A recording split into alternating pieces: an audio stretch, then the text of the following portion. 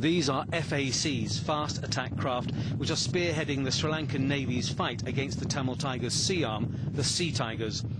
Capable of speeds of 40 knots or 70 kilometers per hour, they are loaded with weaponry, cannons, heavy machine guns, grenade launchers, an arsenal they need when dealing with a determined and cunning foe.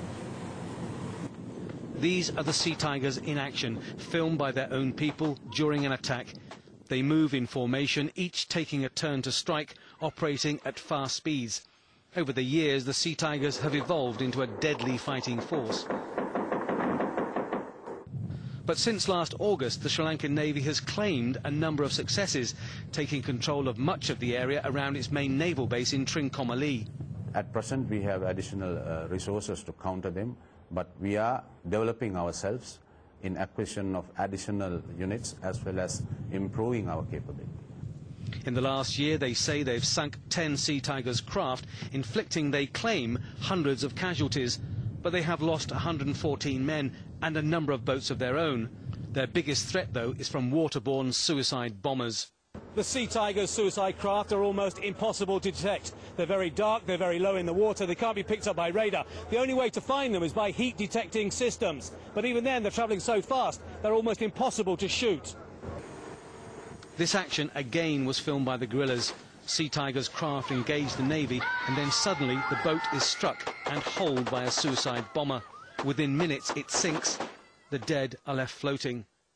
For those who faced a suicide attack, it's an experience which stays for life. So when the attack boat hit us, if our maneuverability is restricted, if it reduces our speed, then that's it, you're gone, because suicide craft is going to come and ram on you. It's modelled on an American stealth bomber, but this is a suicide boat packed with explosives, and this, their latest development, a human torpedo contraption designed for suicide attacks.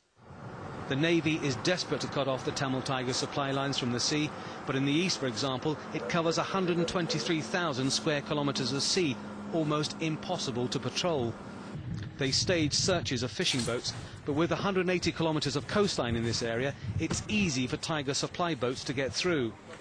The potential and the network and the sea transportation is something that the foreign countries, organizations can prevent by way of controlling their finances, by way of purchasing of items, and by way of boarding them into vessels. For the fishermen and the economy, this war has been a disaster. The once tranquil waters around this paradise island are regularly the scene of death and destruction, and before this conflict is resolved, many believe the final battle will be at sea. Tony Bertley, Al Jazeera, Trincomalee, Sri Lanka.